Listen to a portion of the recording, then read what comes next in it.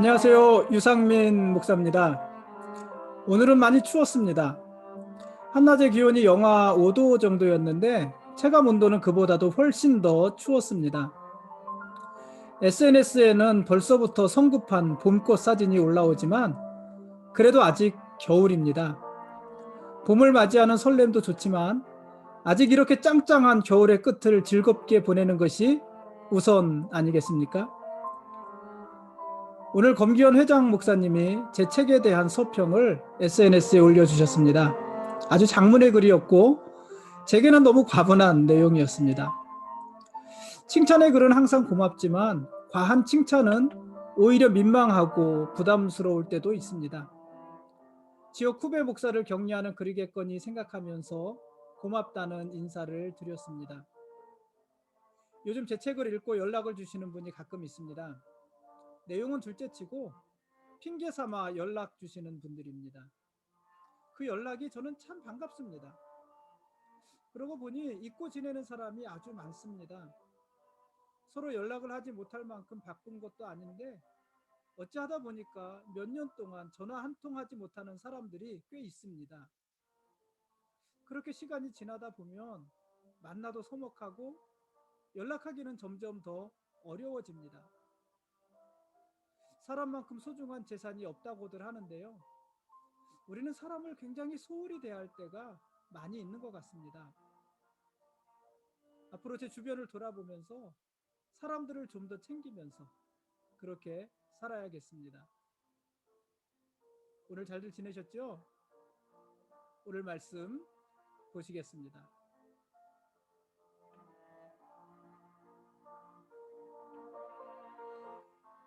오늘 읽을 말씀은 민수기 10장 11절부터 12장까지 말씀입니다.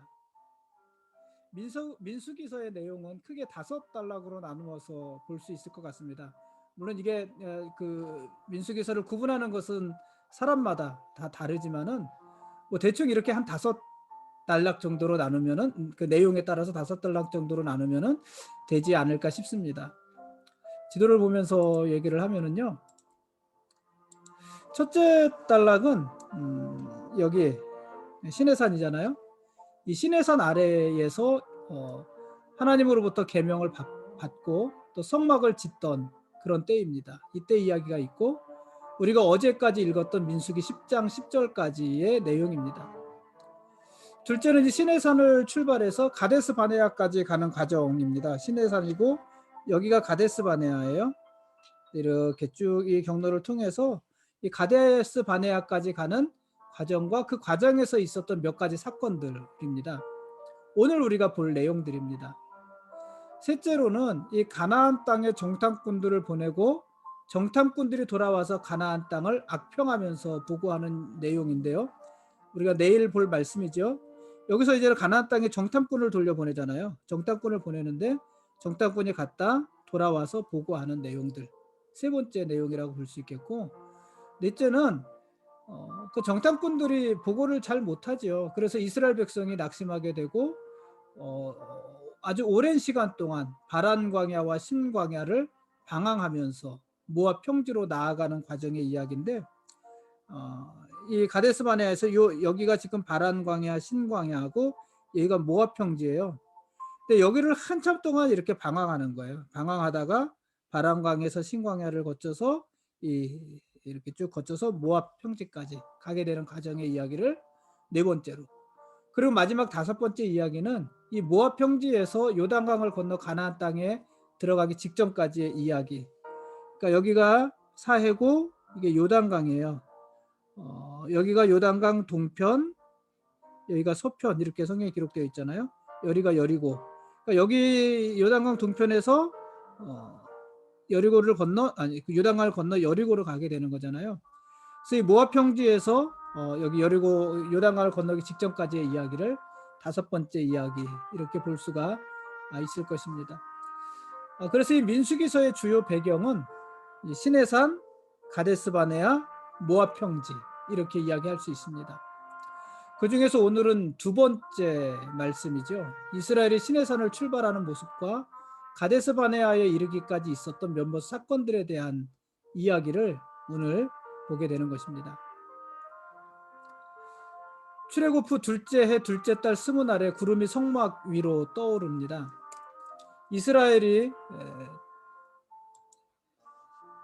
시내산을 떠날 때가 된 것입니다. 여호와의 언약궤가 제일 앞장을 섭니다. 그 뒤를 유다와 이사갈과 스불론 지파가 뒤따르고 그 뒤에 성막이 따라갑니다. 다음으로 르우벤, 시므온, 갓 지파가 따르고 그 뒤를 성물을 메고 갑니다. 다음에 에브라임, 므낫세, 베냐민 지파가 따라가고 제일 뒤에 단, 아셀, 납달레 지파가 따라갑니다. 이 장면을 그림으로 그려보면은요, 이런 그림이죠. 이게 이스라엘이 행진하는 순서예요. 그러니까 제일 앞에 법궤, 언약궤, 법궤가 앞서서 행진을 하고 그 뒤에 유다 지파, 이사갈 지파, 스불론 지파, 그리고 그 뒤에 성막을 메고 가고 그 뒤에 르우벤 지파, 시므온 지파, 갓 지파, 그 뒤에 성물을 메고 가고 에브라임 지파, 므낫세 지파, 베냐민 지파, 제일 뒤에 단 지파, 아셀 지파, 납달리 지파, 이렇게 자리를 하고 행진을 하게 되는 것입니다.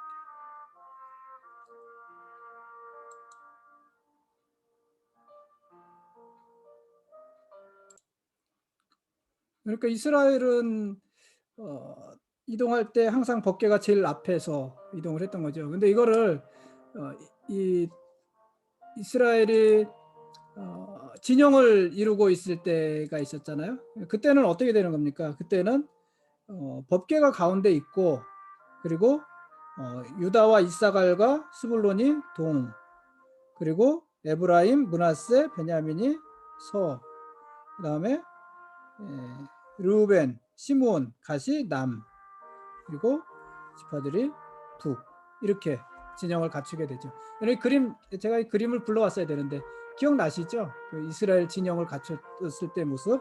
지금 이 모습은 행진할 때의 모습을 말을 하는 것입니다.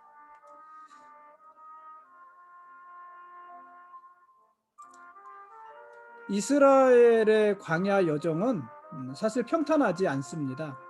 또 그리고 성공적이지도 않습니다. 이스라엘은 광야길 내내 하나님을 원망하고 모세를 대적합니다. 그러다 죽기도 하고 병이 들기도 합니다. 이스라엘은 다베라에서 악한 말로 하나님을 원망했습니다. 그 소리를 들으신 하나님은 진노하셔서 이스라엘의 진영을 불사르십니다. 거기가 여기죠.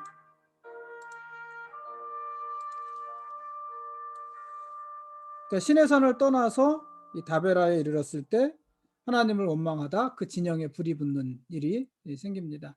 물론 이제 모세의 중보로 그 불이 꺼지죠.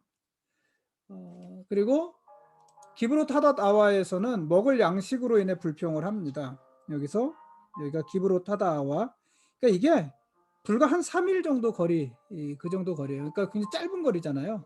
금방금방 하나님을 향해서 원망하는 것입니다.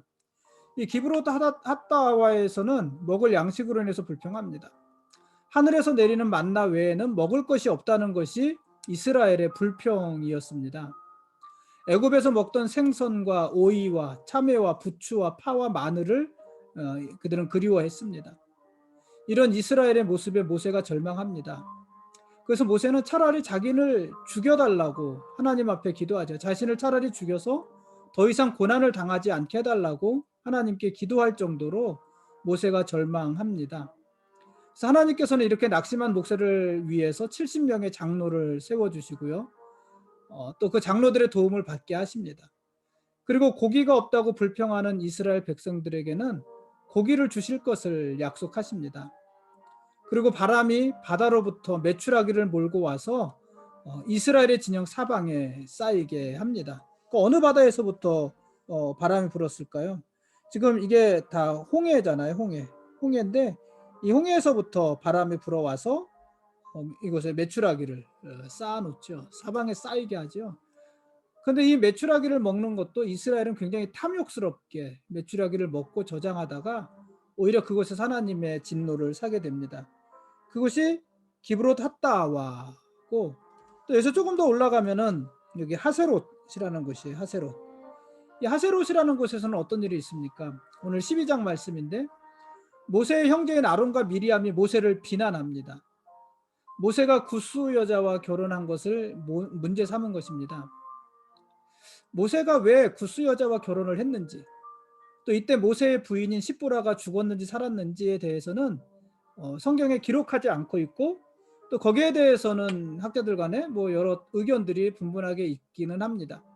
어쨌든 모세가 구스 여자와 결혼을 했는데, 구스는 함의 자손들이에요. 그러니까 까만 피부의 사람 여자였어요. 근데 그 구스 여자와 결혼한 것이 사실 율법을 어긴 것은 아닙니다. 왜냐하면 이때 하나님께서는 가나안 사람들과의 혼인을 금하셨던 것이 전부거든요. 그래서 율법을 어긴 것은 아닌데, 그럼에도 불구하고 이 아론과 미리암은 모세를 비난합니다. 사실 아론과 미리암이 모세를 비난한 것은 그가 구스 여자와 결혼한 것을 빌미로 삼아서 모세를 깎아내리고 그리고 자기들은 모세만큼 높아지고 싶은 탐욕이 있었던 것입니다. 사실 이 누구의 아론과 미리암이죠. 아론과 미리암은 자기들도 모세만큼 높은 자리에 오르고 싶어 했던 것입니다. 그래서 이들이 하는 얘기가 하나님이 모세와만 이야기하는 것이 아니지 않느냐, 하나님이 우리와도 이야기하지 않으시느냐, 이런 논리를 세우죠. 그래서 모세를 비난하는데, 근데 모세는 이 장면에서 모세를 성경은 뭐라고 표현하냐면은 모세는 온유한 사람이었다고 평가를 합니다. 그래서 이 모세는 자기를 비난하는 형과 누이를 탓하지 않습니다. 근데 모세는 탓하지 않지만 하나님께서 아론과 미리암의 행위를 옳게 보지 않으십니다. 그리고 미리암이 나병이 걸리게 하십니다. 그럼 왜 미리암은 나병에 걸리고 아론은 괜찮았을까? 그것도 사실은 의문이 되지요. 둘 다 모세를 비난했는데 왜 아론은 괜찮고 미리암만 나병에 걸렸을까? 그것도 사실 모르지요. 모르는데, 근데 먼저 모세를 비난하자고 선동한 사람이 미리암이었기 때문에 미리암이 나병에 걸렸을 것이다, 이렇게 추측하면서 이야기를 하기는 합니다. 어쨌든 미리암이 나병에 걸립니다. 모세가 미리암을 위해서 기도하고 하나님께서는 미리암의 병을 고쳐주십니다.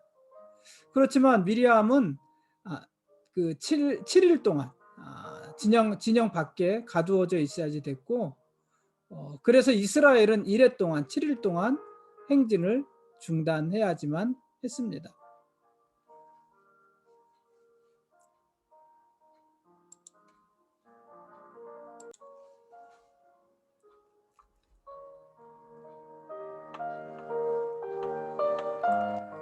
지금까지 민수기 10장 11절부터 12장까지 말씀에 대한 길라잡이였습니다. 내일 읽을 말씀은 민수기 13장과 14장 말씀입니다. 이스라엘의 광야 생활은 성공적이지 못합니다. 그들은 끊임없이 하나님을 의심했고 모세를 향해 원망했고 자기들의 상황에 대해서 불평했습니다. 그러다 하나님의 진노를 사서 죽기도 하고 병들기도 하고 그랬습니다. 결국엔 다 죽죠. 이스라엘의 마음에는 탐욕이 가득했습니다. 욕심이 가득했습니다. 골로새서 3장 5절에 보면은 탐심은 곧 우상이라고 했고 그 끝은 사망입니다. 욕심이 잉태한 즉 죄를 낳고 죄가 장성한 즉 사망을 낳는다고 했잖아요. 그래서 이스라엘이 광야에서 다 죽습니다. 그럼 이들은 왜 이렇게 욕심을 부렸을까요? 왜 이렇게 탐욕스러웠을까요? 탐욕은 사실 결핍에서 오는 것이 아닙니다. 이스라엘은 매일같이 하늘에서 내리는 만나를 먹고 있습니다.